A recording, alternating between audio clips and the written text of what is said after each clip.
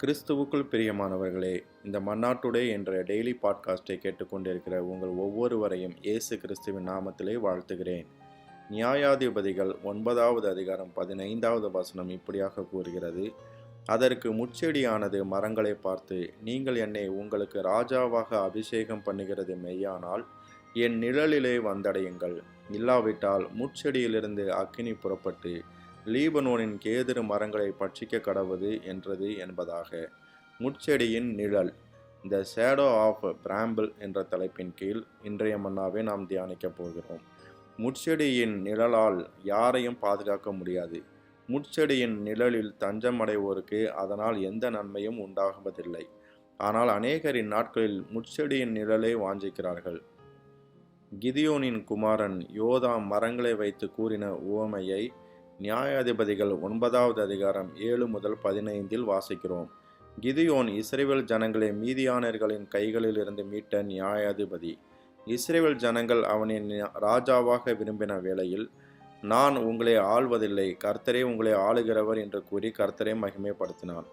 அவருக்கு 70 குமாரர்கள் காணப்பட்டார்கள். அவர்களில் ஒருவன் அபிமெலேக்கு, அவன் வேலைக்காரியின் மூலமாய் பிறந்தவன்.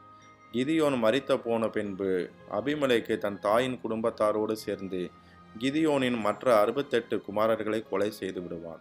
கிதியோனின் இளைய குமாரன் யோதாம் ஒளித்திருந்தபடியினால் அவன் மட்டும் தப்பினான்.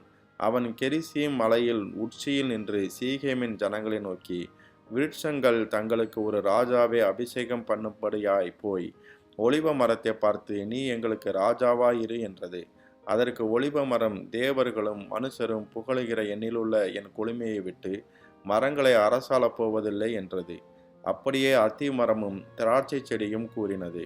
அப்பொழுது மரங்கள் எல்லாம் முட்செடியை பார்த்து, நீ வந்து எங்களுக்கு ராஜாவாயிரு என்றது. அதற்கு முட்செடியானது மரங்களை பார்த்து, நீங்கள் என்னை உங்களுக்கு ராஜாவாக அபிஷேகம் பண்ணுகிறது மெய்யானால் என் நிழலிலே வந்து அடையுங்கள் என்றது. முட்செடி மற்ற மரங்களை விட மிகவும் சிறியதாயிருந்தும் தன்னால் மரங்களுக்கு நிழல் கொடுக்க முடியாது என்பதை அறிந்திருந்தும் என் நிழலில் வந்தடையுங்கள் என்று கூறினது. நாமும் இப்படிப்பட்ட பலகீனமான தலைவர்களை நம்மை பாதுகாப்பார்கள் என்றும், தேசம் நம்மை பாதுகாக்கும் என்றும், ஐஸ்வர்யம் நம்மை பாதுகாக்கும் என்றும், மருந்து மாத்திரைகள் நம்மை பாதுகாக்கும் என்றும் முட்செடியை போன்ற பிரயோஜனமற்றவை மேல் நம்பிக்கை வைத்து அதிநிமித்தம் ஏமாற்றம் அடைகிறோம். ஆனால் முட்செடியின் நிழல் ஒருபோதும் நம்மை பாதுகாப்பதில்லை. அசீரியர்களிடம் இருந்து தப்புவதற்கு யூதாவின் குடிகள் எகிப்தின் நிழலிலே ஒதுங்க வேண்டும் என்று விரும்பினார்கள். ஆனால் ஆண்டவர், எகிப்தினுடைய நிழல் ஒதுக்கு உங்களுக்கு இலட்சியாக இருக்கும் என்று எச்சரித்தார். கர்த்தருடைய பிள்ளைகளே, முட்செடியின் நிழலும் எகிப்தின் நிழலும் உங்களுக்கு வெட்கத்தையும் அவமானத்தையும் கொண்டு வரும். அவைகள் உங்களுக்கு அடைக்கலமாய் ஒருபோதும் இருப்பதில்லை. ஆகையால் உன்னதமானவருடைய மறைவுக்குள் வந்துவிடுங்கள். அப்போது நீங்கள் சர்வ வல்லவருடைய நிழலின் கீழ் காணப்படுவீர்கள்.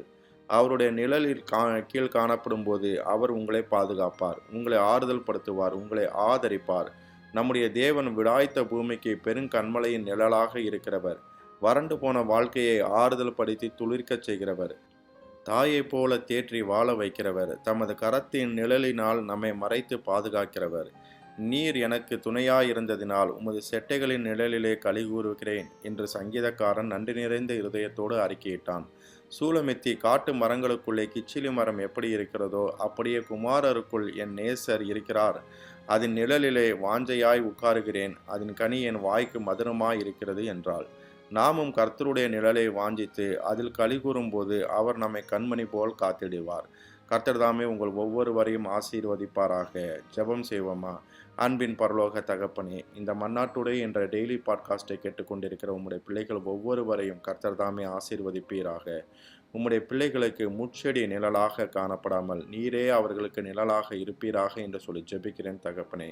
தங்களுடைய ஆசி, தங்களுடைய பணங்கள் அவர்களுக்கு நிழலாக இல்லாமல் உம்மீது நம்பிக்கையாக இருக்கும்படி கர்த்தர் நீர் செய்வீராக என்று சொல்லி ஜெபிக்கிறேன் தகப்பனே. இன்னும் ஆண்டவரை உமக்குள் வேர்பற்றி ஆண்டவரை கனி கொடுக்க கர்த்தர் நீர் ஒவ்வொருவருக்கும் உதவி செய்வீராக.